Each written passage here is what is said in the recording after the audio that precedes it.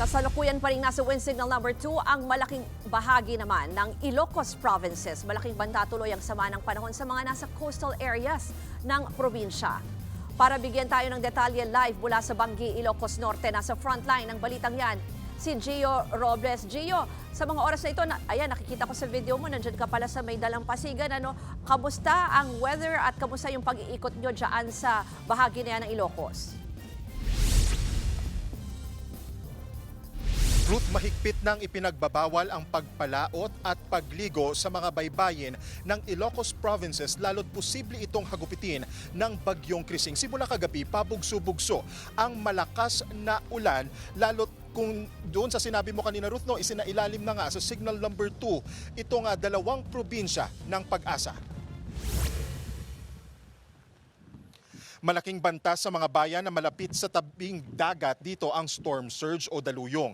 Una nang sinabi ng Pag-asa kahapon na posibleng umabot sa hanggang 2 metro ang taas ng tubig mula sa dagat na pwedeng iwas-iwas ng storm surge. Kaya babala ng mga otoridad sa mga residente maging alerto at lumikas agad sa matataas na lugar. Bilang paghahanda, una nang nilipat sa ligtas na lugar ang bangka ng mga mangingisda sa barangay Kaawakan sa Lawag City. Bandang alas 5 ng madaling araw kanina, itinaas na ng Pag-asa ang red rainfall warning sa Ilocos Norte. Ito ang pinakamataas na antas ng babala sa 3 level ng rain monitoring ng Weather Bureau.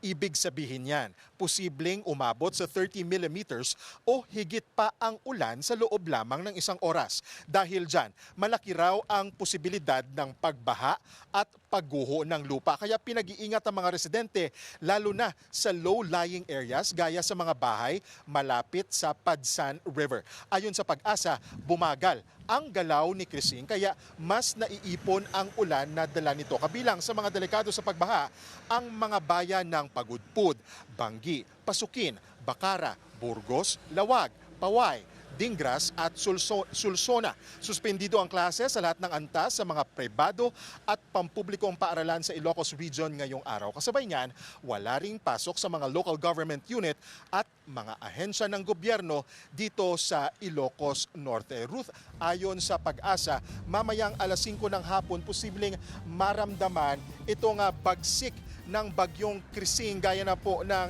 hangin at ulan dala nito. Sa ngayon, Ruth, makikita natin ay medyo lumalakas na yung mga alon kumpara based din sa observation natin na kaninang umaga. Inihahanda na rin lokal na pamahalaan ang nasa higit 100 evacuation center sa buong probinsya ng Ilocos Norte sakaling kailanganin niyang lumikas ng mga apektadong residente. Ruth. Yan po ang Express Report ni Gio Robles mula sa Bangi, Ilocos Norte. Mga kapatid, Ruth Cabalco, para sa mabilis na pasada ng mga balitang dapat niyong malaman, mag-follow at mag-subscribe sa social media pages ng News 5.